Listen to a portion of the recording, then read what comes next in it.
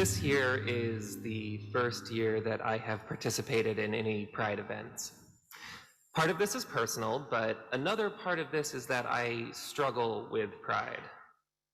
I struggle to celebrate when my trans sisters are killed with impunity, when my trans brothers are demeaned daily, and when my non-binary and genderqueer siblings are erased. And this year, I struggle as our transgender men, our cis women, our genderqueer and non-binary friends' right to bodily autonomy is yet again unrecognized. I struggle to celebrate because sometimes I fear we celebrate for all the wrong reasons. But this year, after many clarifying reflections, I celebrate in defiance of empire, in defiance of patriarchy, and in defiance of anyone who wants to take control of our bodies, be they trans bodies, gay bodies, cis bodies, queer bodies. Someone asked me when I started to transition, and the question gave me pause. Was it when I was 6 and I wanted to play only the women characters in Mortal Kombat? Was it at 10 when all of my friends were girls and I would wear their dresses? Maybe it was when I was in my 20s and I openly started discussing my gender confusion with my family and my friends. And every time I would speak to someone, anyone who accepted me, I would be overcome with gratitude, and I was apologetic. I would say, sorry to be a burden, or thank you for listening to me, or thank you for keeping my secret, or I'm sorry to have put you in that position. So perhaps the moment I started to transition was when I decided to be unapologetically me. And that's the theme of this year's Pride celebration. And this is not easy to parse because apologies and gratitude are sacred acts. These are acts that place us in vulnerability to our neighbors, and they're acts which recognize our humility. They're acts that remind us that we can't do this alone. So at first glance, to be unapologetic and ungrateful is to reject humility and to reject our interconnection to each other. Like the word pride itself, and that's a word that has historically meant excessive self-regard, and it was one of the deadly sins.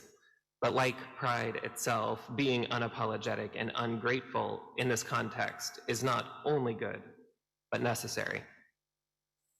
So why be unapologetic? Why have pride?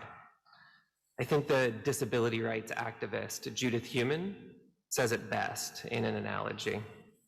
So after winning in a fight for laws that require accessibility to public restrooms for people with disabilities, she said, I'm very tired of being thankful for accessible toilets. I'm really tired of feeling that way. If I have to feel thankful about an accessible bathroom, when am I ever going to be equal in the community? If I have to feel thankful that New York has passed laws in contradistinction to other parts of our country, allowing me to use the restroom in peace, how am I ever going to be equal in community? Being unapologetic and ungrateful in regards to who we are is a countercultural act that preserves the sacredness of both a thank you and a sorry. I think too often we get confused about what pride is celebrating, and I do mean this with all the love to my queer siblings and all of our cis and hetero allies. I think we get too caught up in celebrating so-called victories that should never have been a fight in the first place. The forces who want to control trans people's bodies are the same forces that want to control wombs, the same forces that want to control who you love. Saying we are not grateful for bathroom protections, saying we are not grateful for Obergefell, saying that we are not grateful for Roe is important because it reminds us that we should not have to be grateful for control over our own bodies.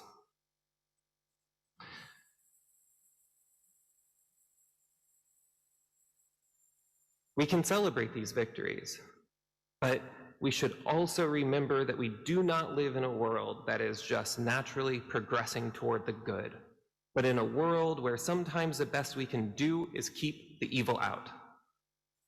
Being unapologetically us reminds us of the injustice of the world that wants us to apologize for its fragility. Now, for years, our disabled siblings have told us about the encroachments on their bodily autonomy. And for years, our Black siblings have told us about the forces that press down on their bodies, on their ability to breathe and be. And for years, our trans siblings have told us about the restrictions to a full life, one that includes access to care for their bodies, care for their lives, and care for their freedom. All over the country this year, trans bodies and trans youth have been the site of a coordinated attack and an escalating culture war. What bodies are allowed to play in what games? Should a public employee be required to respect the basic dignity of a person, to own their name and their pronouns? Should youth be provided care that has consistently been shown to save children's lives? And I say this because I think too many have said that the Supreme Court's decision this week is, quote, just the beginning. The fight for bodily autonomy does not stop or start with the overturning of Roe. It is a continuity. Trans rights are human rights because trans rights are fundamentally about the right to our integrity in our bodies, in our self-expression, and in our souls. This continuity in the struggle is not one where we can set down our commitments to other struggles, because they are all one. The struggle for women's rights has always been a struggle for bodily autonomy. The struggle for bi, queer, and gay and lesbian rights has always been that struggle. The struggle for racial justice and police reform is that struggle. Because you know who enforces the abortion laws? The struggle for economic justice is the struggle for integrity for everyone. It is the struggle against white supremacy. We are fighting for our lives, all of us here. We here have been practicing this justice for a long time, and we have been practicing this love for a long time. These are two practices that we cannot lose sight of in the coming years. So what is pride?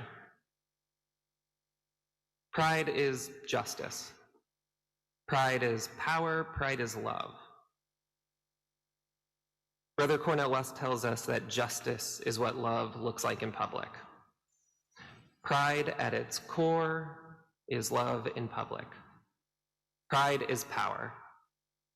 And Dr. Martin Luther King tells us that power at its best is love implementing the demands of justice. And justice at its best is love correcting everything that stands against love.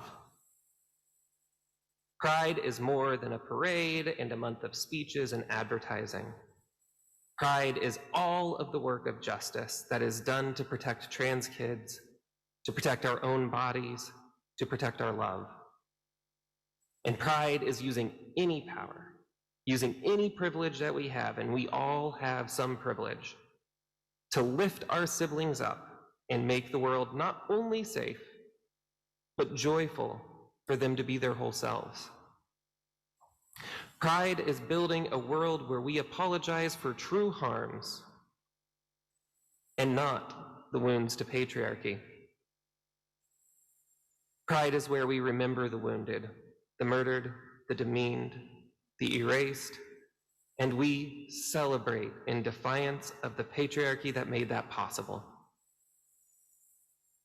In pride, we hold our siblings in love, those who are not able to be visible, for whom it is not safe, those who are forced to hide, and those who are very, very visible.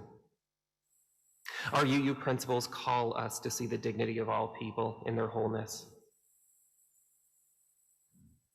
Pride is the resilience this world requires of us. So pride or excessive self-regard is necessary in a world where any self-regard is deemed to be too much. Pride is ungrateful because patriarchy and white supremacy culture deserves no gratitude. Pride is unapologetic because we have nothing to be sorry for loving our full selves. We, in all our divine beauty, have nothing to be sorry for being our whole selves. Love for ourselves, love for our queer siblings manifests itself as power, loving justice into being. Power, loving justice into being. May it be so, and amen. Hi, everybody. My name is Amber Kelly. I use she and her pronouns, and I am the Director of Religious Education at the Fourth Universalist Society. It's so great to be with you all, and thank you for joining for our Getting the Message, which is the time where we dive into the message from today's service and consider some of the deeper implications and some of the reasons for that choice of a message. And I'm so excited to be joined by one of our amazing, super duper sponsored seminarians, Lily. Lily, would you like to introduce yourself to our listeners who might not know you? Yes, hi, I'm Lily Carayannis. You probably have heard the name Olas before, but I have a new name. I go by I go by either. I prefer Lily, but Olas is totally fine. So those of you who knew me previously, that's that. And I'm really happy to be here. It's great to have you. So, Pride, obviously. It's Pride, Pride, Pride, Pride, Pride, Pride, Pride. And we have a whole month of Pride. We had our, very Pride-ish Taylor Swift message last week. What inspired your message for this week, for the official Pride service? Got to do jazz hands for that, You know, I always kind of struggle with pride, I think. And so when I had been asked to come and speak at this year's Pride, part of the struggle is that, I think I see the importance of celebration and of visibility and all of that. But at the same time, I struggle celebrating when there is so much really difficult and hateful things going on across, our country and even at times in our city. And so it's something that like I've never really kind of engaged with, but I was asked to speak, and I thought, like, okay, this is a good opportunity to really work out some of those thoughts and kind of understand like what does pride mean to me in light of the state of the world. And so as a seminarian, I took a class called Prayer in Defiance of Empire. And it was a whole class about essentially how prayer is often ways of engaging and stating our intentions and our communities to overcome oppression. And it really, I think thinking of that in terms of pride really changes the idea of like the celebratory part of pride is that defiance of empire, is that sort of defiance of anyone who might want to uh, suppress our beings or to prefer that we didn't exist in some way or another. And that celebration is kind of like, we're still here, we're still fighting. I'm going to put a pin in that to come right back to. But first, were there any, texts or things that you really drew from as you prepared the message? Yeah, I mean, I took a course with Dr. Cornell West just recently, and it was a course on Gandhi and King, and particularly on the sort of radical King, Martin Luther King, the radical King near the end of his life, who was really putting forth a message of equality, like economic equality. And so with the resurgence of the Poor People's Campaign, and we know the disparate effects of poverty on trans and LGBTQ people, especially LGBTQ people of color, was really thinking a lot about the more kind of radical Martin Luther King, and this idea that like there is a peace, there is a work of peace that is not just that is fighting, that is it's nonviolent, but it is still standing for justice, it is still holding our ground. Speaking of holding our ground, so we are recording this on Friday, and the big news obviously just came out of the Supreme Court a few hours before we started recording this, about the overturning of Roe versus Wade, an event which, as someone who grew up evangelical Christian, and like that was, talked about as like the dream goal of like, we're going to do this and then we're going to do this. It feels particularly worrying. Having grown up on the other side of that discussion and debate, knowing the vision, it does feel particularly worrying. And I mean, as you were talking about, like things are very much under attack. We see lots of transphobic laws and rhetoric being put out there and really normalized, and only with like minor pushback. It's just when someone is trying to take away rights, and then the only pushback is like, hey, trans people, you're valid. That it feels a little bit lacking in the response. When we see, obviously we've seen issues with state control of bodies with police repression recently, and we've also seen lots of this rhetoric of, I mean, almost reminiscent to me of the early 2000s rhetoric of LGBT folks as like child groomers, and that there's a secret agenda being put out. That it seems shocking that all of this is happening. And what does pride mean? What does pride mean in the face of that? What do we do? How do we come together in the face of that? Yeah, I mean, I feel like all too often we sometimes tell ourselves a story of history that is one of progressively getting more rights for people.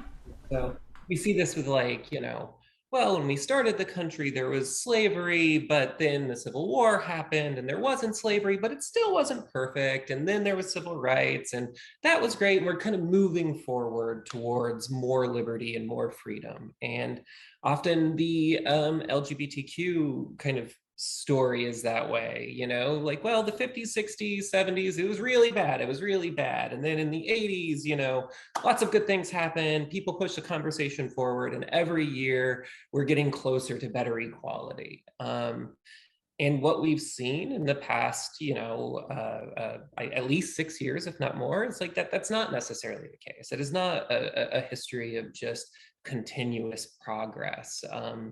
And for a little while now, I think that forces that want to control our bodies start with the most vulnerable among us. And so for years now, trans folks have been like this control of our bodies, this control of children, of trans children and trans teenagers' bodies. This is the harbinger for what is to come.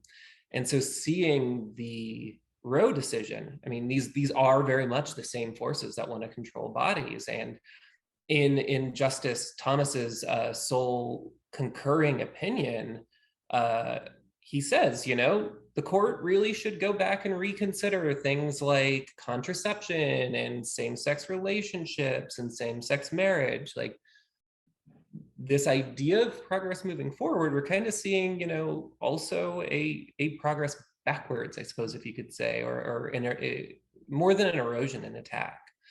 And so Pride, I think, is a really good time for that reminder. Like when folks say trans rights are human rights, I mean, trans rights are a fight to say that we have a right over our bodily autonomy to show up in our fullness. And in many ways, I mean, that's trans folks are standing with folks that are fighting for abortion rights, because it's all about our bodily autonomy. So, Right. Yeah, it's these very same. It's very intersectional. That these are the same fight. That they it is a fight over control. It is a fight over the right to determine to live our lives certain ways versus to have our lives dictated by a conservative Christian understanding of Christian scriptures. And yeah, and I think you know, I feel like it's become trendy. I think honestly, I think Target had it on like a T-shirt, like the first Pride was a riot. But I think that it is important to remember that as you said, I think that so many of us got sold on like the progress just kind of happens, and I think that our political system wanted us to be sold on that narrative that like, hey, look at this is going on. That means obvious progress. But what you don't see in those narratives, and what really truly drives progress, is the fight for progress. That direct action, being out in the streets, being out building these systems and communities ourselves. Like these things didn't happen just because of wishful thinking or because time passed. They passed because people were fighting for them. yeah, yeah. And you said the notion of riot, and I'm also very conscious at the same time that we're talking about this. Many folks are watching the hearings, the Jan 6 hearings, and we're kind of reminded of the intersectionality of these struggles in the sense of it is a fight against white supremacist culture, against ableist culture, and against Fascism. fascism. I'll say it. I'll say it. Yeah. Yeah, it's a um, yeah, it definitely between that and the like talking to Midwest friends with heat waves in the Midwest, it's easy to embrace pessimism, but I have to I still have to believe at heart that I'm a revolutionary optimist. That I believe that like we really can change this world to be so much better. And to me, Pride gives the glimpse of that. That we can change this world to be better. Yeah, I mean, I think it's a day by day thing, for all of us. Some days it's easier to feel optimistic than others, and I think that Pride is one of those days where it gets us a little bit closer to feeling optimistic, being with so many people, uh, showing up visibly, showing up whether or not they're part of the community, allies showing up, and um, the only other thing I really think about with Pride, something that, having been somebody who wasn't completely out for a very long time, and even before that wasn't out at all, is that I always just keep in mind that there's a lot of people for whom it is not safe to be out, or is not safe for themselves yet at this point in their lives. But I think it's good that we're showing up and showing them that it's a day for them too. Um, Agreed. That seems like a solid place to end it. Lily, thank you so much for taking the time to sit down today. thank you.